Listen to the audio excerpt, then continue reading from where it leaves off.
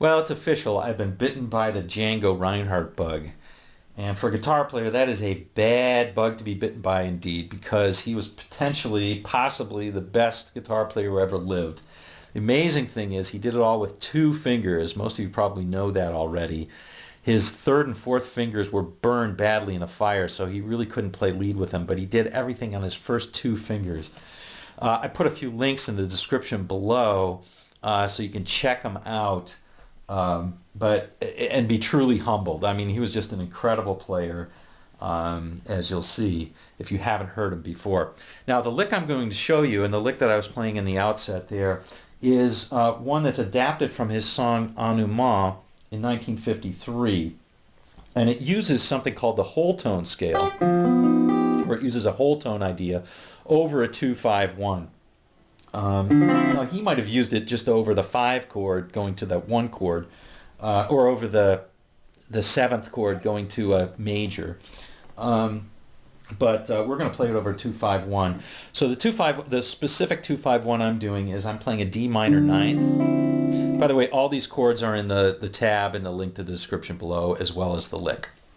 All right, so I'm playing a D minor ninth, a G7 sharp 5, and a C major 7th, okay, resolving to that C major 7th. Now, it doesn't matter if you play different flavors. You can play a D minor 7th. It's going to sound good over that. You can play a G 7th or G 13th, resolving to that 1 chord. Again, C major 6th, or a C major 7th, or C 6th, or even the major. Okay, so the lick uses, as I said, a whole tone scale. And a whole tone scale, if you're not familiar with it, it's a great way of playing, sort of getting that outside sound, because it sounds a little bit creepy, but it's exactly what you think it is. That is, it's a series of whole steps. So if we're going to start from the G, for example, we're going to play a whole tone scale in G. We would start with the G, go a whole step up to A, another whole step up to B, another whole step up to C sharp, another whole step up to D sharp, and another whole step up to F, and finally back up to G. So you see, it's all 2 frets, which makes it really nice because it's very predictable to play. All right, it's very predictable to play. You can just take your lick and move it up 2 frets and up 2 frets and up 2 frets, and it's going to fit that scale. And as long as you don't linger too much on that scale and you end up resolving it, it sounds good. So our lick is going to sound like this. We're going to start it over that D7, that D minor ninth, to the G7 sharp 5. It's going to sound particularly good over that, and into that C. So here it is, right here. I'll play it slowly.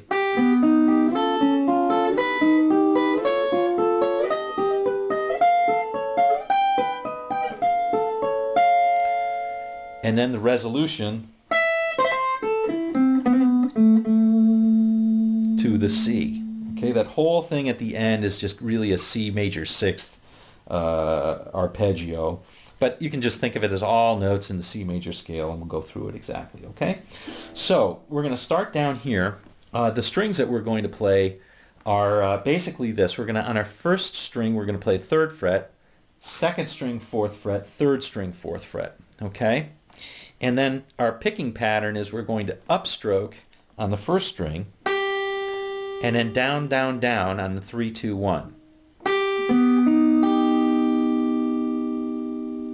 Notice that fits that chord really well. Okay? And then we're going to just keep going up. So we'll go up 2 frets. That's a whole tone, right? If you think about the top string, we're going from G to A. We're going to go all the way up to that G.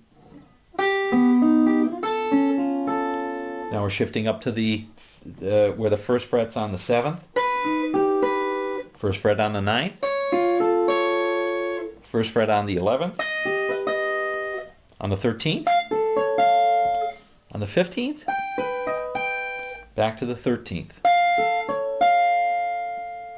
Okay, and then we resolve it by playing this final lick.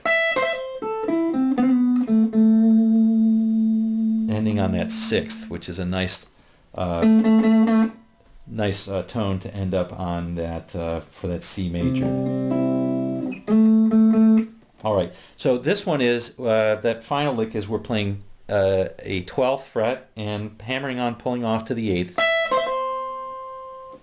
And then on the second string we're playing the 10th, third string 9th, fourth string 10th, and then we're doing this, which is a all on the fourth string we're playing 9, hammering onto the 10th and pulling off, and then playing the 7th twice or 3 times, however many times we want to. Give it some vibrato, okay?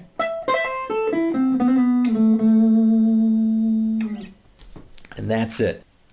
Let's play the whole thing now slowly over the backing track so you can hear an example of how it sounds over those chords very clearly. One of the trickiest things to do is get the timing right on those rolls. I mean, besides the picking, which is kind of tough, you know, getting that control in. But playing over those rolls is tough, and then hearing where it resolves is another tough thing. But the beauty of the timing of those rolls is that you can speed it up a little bit. And it sounds okay because this lick lends itself to some acceleration or deceleration. It helps you sound a little less robotronic. Okay, here we go.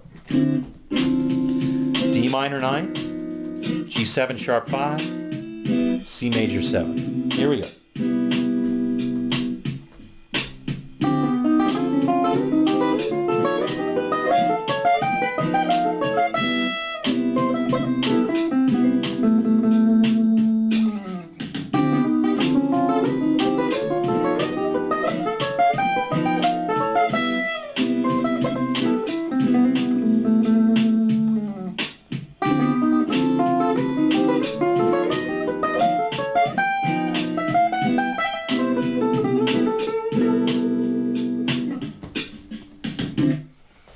Okay, so you see, as long as as you're resolving to something that's within that final chord, you can play some other stuff as well. It's a really nice little trick and simple lick.